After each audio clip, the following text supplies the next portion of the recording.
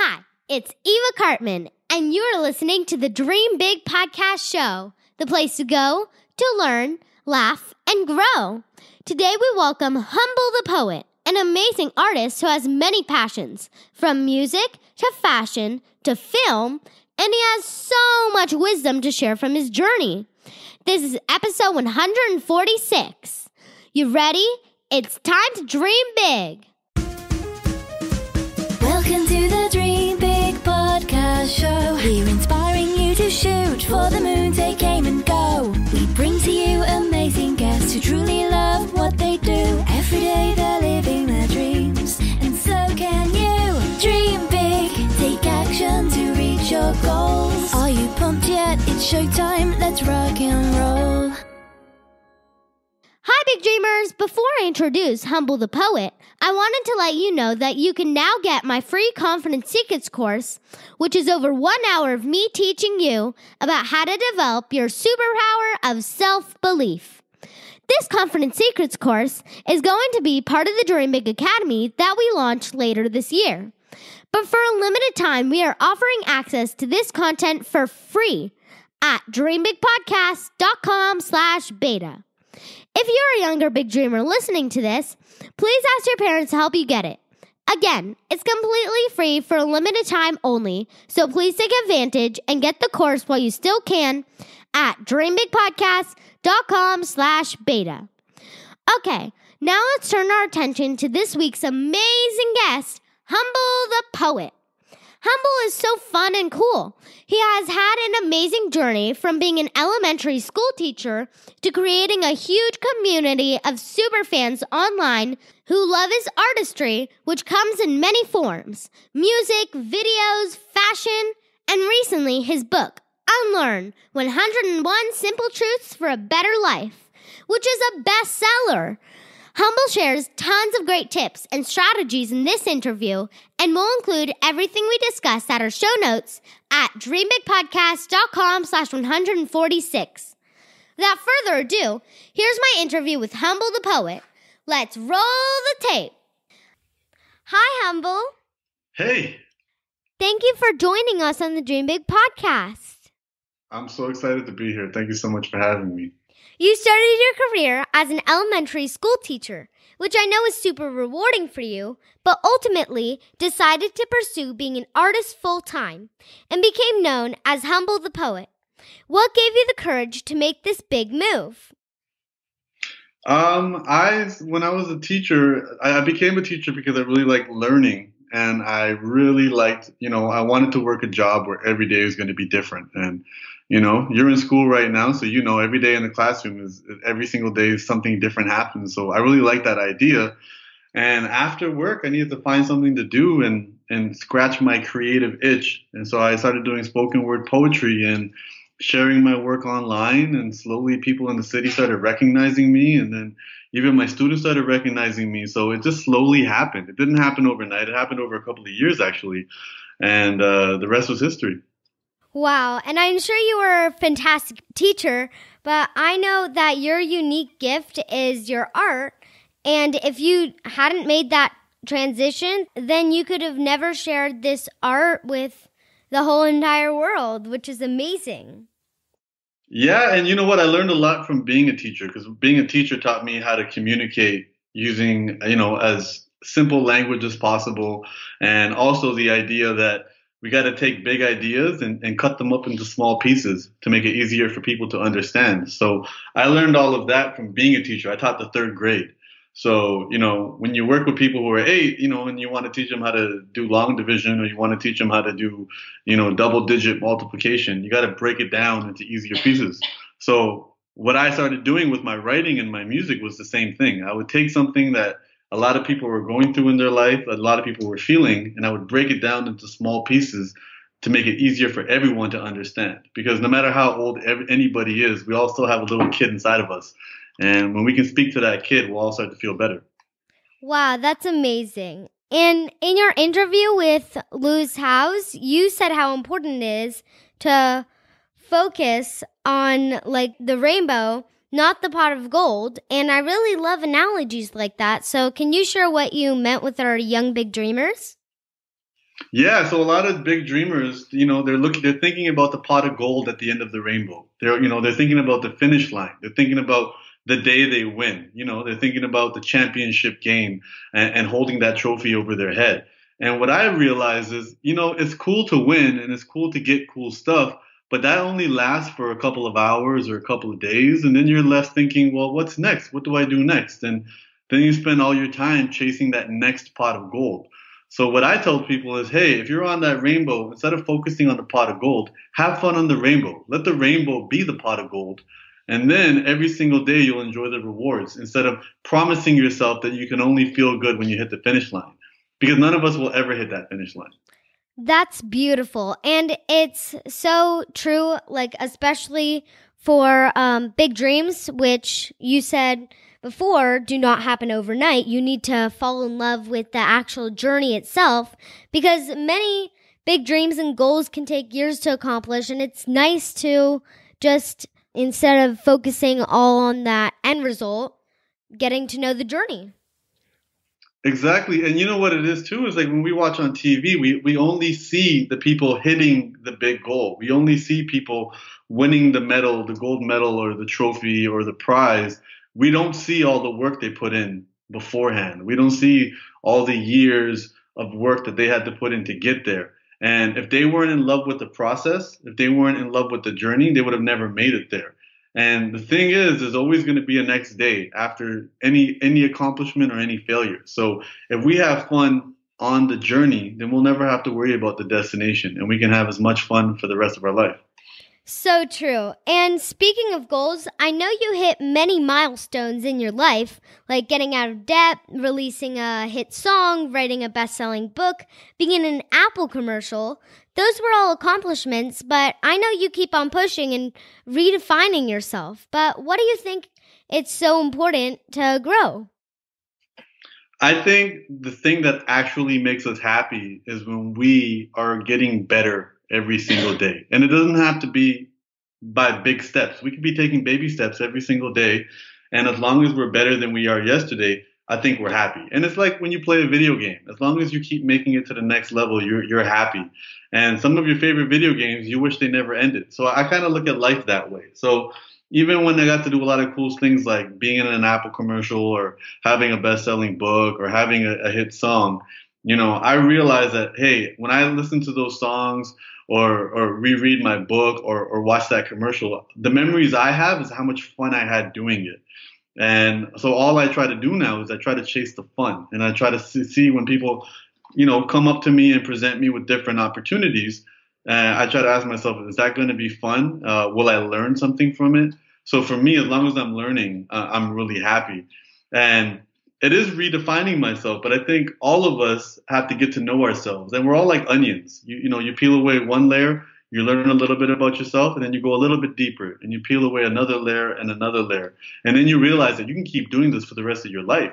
And the more we get to know ourselves, the more we start to understand everybody else around us as well and how we relate to them. So for me, it's just a fun journey of learning stuff and sharing what I learned with everybody else so they can learn about themselves as well. So true. You should definitely celebrate like big wins when you got out of debt and when you finished writing your book.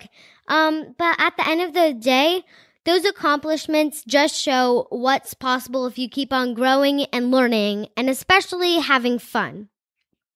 Yeah, and we should celebrate the small wins. Yeah. Something simple as making our bed, catching up on our emails, doing 25 push-ups today. The little small things, they add up as well.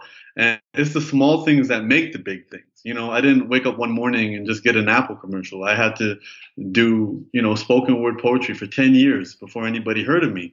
So it was me having fun, sitting in my room by myself, writing that poetry and not caring if anybody was going to hear it, not caring if I was going to get any likes on social media. And it adds up, and then really fun stuff happens. And I look at all that stuff as the bonuses, and I celebrate that stuff. But I think we should also celebrate the small stuff. And, what we do every single day is what ends up becoming our life. Amazing. And I know you're involved in a lot of different projects. You're a poet, you write books, perform music, you have a clothing line, but some people just advise that it's best to focus on one thing. I really like that you have so many passions, but how do you manage all of them? And do you have a team to help you? So I do have a team that help me. I have two artists that I work with, and they help me from everything from doing the schedules, helping with my emails, helping design things, helping to edit videos. So it's kind of like having another brain, a left and a right brain, a creative brain, and the responsible brain side of the brain, and they definitely help a lot. And it's hard because I do want to do a lot of things, and sometimes when the book, when I just finished writing my new book, and as I was writing it, when things got tough, my brain started telling me, hey, let's go focus on some music today. Let's go make some music today. Or, hey, let's start designing another t-shirt. And I have to remind myself that, hey, there's a time and place for all of that. Let's get the book done first. So I find myself having to be my own parent sometimes. And, when you work for yourself, you got to be your own boss, but you still got to be a nice boss to yourself. So it's hard. And some days are better than others. But I think as long as I'm having fun and as long as I'm learning and as long as I'm helping other people learn, it's okay. And sometimes I don't get much done and I don't beat myself up over it. Some days it's okay to take a rest. I think it's great that you have so many passions, and pretty much all of our guests have told us that having a team is very important, and because there are so many hours in a day, and if you can get people to be part of your team, then you can reach your goals and dreams so much faster, and as well, they help you so much more. Completely. And I think it also helps spread, the movement as well. Because even if we have our own goals, as we get older, our goals change. Maybe whatever your goals were 2 years ago, they're not the same goals anymore. So sometimes what I'm realizing now is in the beginning, when I was first an artist, I just needed to, my goals were very different than what they are now. So the good thing about having a team is they can help you see things differently, and as well as you can help them with their goals. So, one person on my team, they make their own t-shirts as well. So as they learn how to help me sell t-shirts, they're learning themselves how to sell their own. So I think it's kind of working that way. So it's not only getting them to help you with your goals, but it's also you helping them with their goals. And then now as a team, the team can have bigger goals than just one person's. So true. I wanted to ask you a question about how you have dealt with bullies and haters in your life. Because I know you've dealt with racism, you have a thick beard and wear a turban, so there were some people that called you a terrorist since the evil man who planned September 11th, Osama bin Laden, also had a beard and wore a turban. And also as an artist and someone who puts their content out, there are people who will say mean things and be critical. How do you handle those comments? I think the big lesson is, just because one person does something doesn't mean everybody who looks like them is just as bad. There's people from every culture and ethnicity who have done uninspiring things, and we can't blame everyone that looks like them for the same stuff. And I understand when people are afraid, they might say mean things, or they might lash out. And I don't get upset over that because I understand that they're afraid, and it's my job to kind of make them feel better. When I was a teacher, I used to help my students a lot with bullying. And what you learn with bullying is that, you have the bully and you have the person that they're bullying, but you also have a lot of people who are just watching. And we call them the bystanders. And they actually have the most power in the situation. So I always encourage people that, hey, being a bully isn't that it's not that a person is born a bully. Being a bully is a choice. And what can happen is if you see somebody choosing to be a bully on someone else, get involved and let them know that that's not cool. And as a bystander, you'll have more power.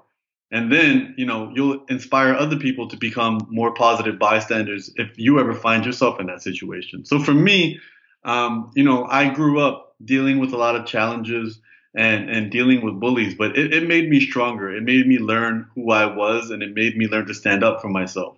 So now when I read some mean comments on the internet, it doesn't really affect me. It's okay. I understand that those people, they're not telling me my story. They're telling me their story. So I mostly ignore what people have to say on the internet because they don't know me. If somebody doesn't know me, then what they have to say about me isn't really important. And I just encourage people to stand up for themselves, and I really encourage people to stand up for other people who may not have found their voice yet. Amazing, Humble. We had a whole episode called Haters Gonna Hate.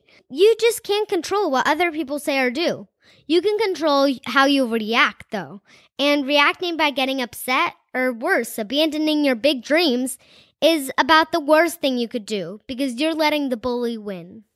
Exactly. And I think it's also important to realize that once in a while, all of us have made a poor choice, and all of us have been haters once or twice in our lives. And I think it's important to recognize that, because then it helps us connect with these people who are saying mean things to us. Because sometimes they don't even hate us. They're just sharing their pain, and they feel a certain way. So sometimes I understand that people who are leaving me hate comments, sometimes, they just wish they were in my position. They wish they had my platform, and they don't know how to deal with that. So they lash out saying mean things. And so it's not going to just, for me, simply be haters are going to hate. It's going to be understanding why they hate and trying to show them that some love and understanding, to be like, hey, I understand you're in pain, but I'm here and I'm listening. And you're definitely right. When we live for other people's opinions, then we're just going to put ourselves in a cage. And instead of putting ourselves in a cage, let's be free of that. It doesn't take a lot of effort not to worry what people think about. And it might even be simply as turning off your comments, and if you can't handle the mean stuff. But I think I've been in this game long enough to have thick skin, so it doesn't bother me as much. But I always try to encourage people to say, hey, look, even when people say mean things about you, they're not talking about you. They're talking about themselves. And somebody taught them how to say mean things, and they're not bad people. And maybe they've been victims of bullies themselves. I have never met a bully who hadn't been bullied themselves, and they just need to see a different way to handle their problems. I know that you wrote a really amazing, cool book called Unlearn, 101 Simple Truths for a Better Life. It's an amazing book with short chapters, and one of the chapters is called Unhappiness is Simple, and it starts with this amazing sentence. Unhappiness is simply when the picture in your head does not match the picture in front of you. I really love that. Can you share what that means? Yeah, whenever we're unhappy, what it is we want life to be a certain way. And then when we look at life and it doesn't match the way we want it in our head, we feel unhappy. And the problem is most people they feel helpless because they don't have control over what's happening in their life. And I just want to remind people that you might not be able to control what's happening in front of you, but you always have control over what's happening inside of you. So I just remind people that, hey, if you wanted things to be a certain way, let's say you wanted it to be a sunny day, but it's raining, and now you're unhappy because in your head, you want it to be sunny, but outside it's raining. You can't control the weather, but you can control how you feel on the inside. And, on the inside, you can be like, hey, there's goodness to rain as well. This is the reason these palm trees are going to stay nice and green. This is the reason, we're going to have beautiful flowers, and water is what gives us life. So we always have a choice to change our attitude. We may not be able to change how the world is acting, but we always have a choice to change our attitude, and we always have a choice of how much effort we're going to give our lives. I agree 100%. When you think life is going to go according to some perfect script, then you're pretty much guaranteeing that you'll be unhappy because nothing in life goes according to plan. If you learn to go with the flow, let go of expectations, then you're going to live a much, much happier life. Not only is it a happier life, it'll be a much more interesting life. Could you imagine reading the story about somebody's life where everything went to plan? That would be such a boring story. Or watching a movie where everything went to plan. The only reason people's stories are interesting is because they have challenges. Think about any favorite movie you've ever seen. It's always about your favorite character going through challenges and overcoming those challenges and becoming a better person. It's the same thing with our lives. Whenever we have challenges, those are actually gifts to make us better people. Because if everything went to plan, life would be very boring. Yeah, just like in Harry Potter, where the bad guy is always going after Harry in some way that he never expected, and it's full of unexpected twists and turns. Exactly. If there were no twists and turns, that movie would have been done in one film, right? Like our life could be so boring without those amazing moments in life. Yeah. Life is a roller coaster, but it's a little bit scary, but it's also a lot of fun. Beautifully said. Before we close out this interview, I have a couple last questions. If you go back in time and talk to your 10-year-old self, what would be your best advice? That's a great question. If I could go back and talk to my 10-year-old self, I think I would remind him not to let fear get in the way. It's okay to be scared, but still move forward. You don't wait until you're brave to move forward. Move forward because that's how you'll become brave. I'd remind him of that, and I'd remind him that the only thing he should be chasing is the fun. If it's not fun, don't do it because money's not going to make you happy. Getting famous is not going to make you happy. Getting a lot of followers on social media is not going to make you happy. Having fun will make you happy. So focus on the fun. What are the things that you do for fun when you're not creating your amazing clothing line? I'm always working in some way or another. But in terms of just fun that I like to have is I like to travel. I like to go places I've never been before. And that really, opens up my brain to learn new things. I like meeting new people I've never met before. I'm a big basketball fan. So I love, going to basketball games and different events. I love watching movies. I love watching television shows. I'm also a filmmaker, so I direct my own music videos. So I love creating that way too. And I try my best to make my work as fun as possible. When my work is as fun as possible, then you don't need a day off. You just keep working and you have fun while you do it. Who is your number one inspiration in all the things that you do? Oh, I don't know if I have a number one inspiration because I do so many different things. So, my musical inspirations are going to be different than my film inspirations and my fashion inspirations. I think, life in general becomes my inspiration. There's a great comedian named George Carlin, and he probably taught me the importance of being honest and the importance of looking inside yourself to find stuff to share. And George Carlin is a comedian who was doing comedy for well over 40, 50 years. And all his stuff's on YouTube. And you can watch him from the 1950s all the way up until 2007 when he passed away. And he was still doing comedy up until 2 months before he passed away. So you knew he was doing it just for the fun of it. He was very honest with his comedy. Sometimes you didn't even think he was telling jokes. He was just teaching you about life. And I really like that. I really like learning and being entertained. So he really taught me about that. I also love Jim Carrey a lot. I feel like he has a lot of fun. He gets really deep and he teaches you a lot of important lessons, but he does it through being silly and having fun.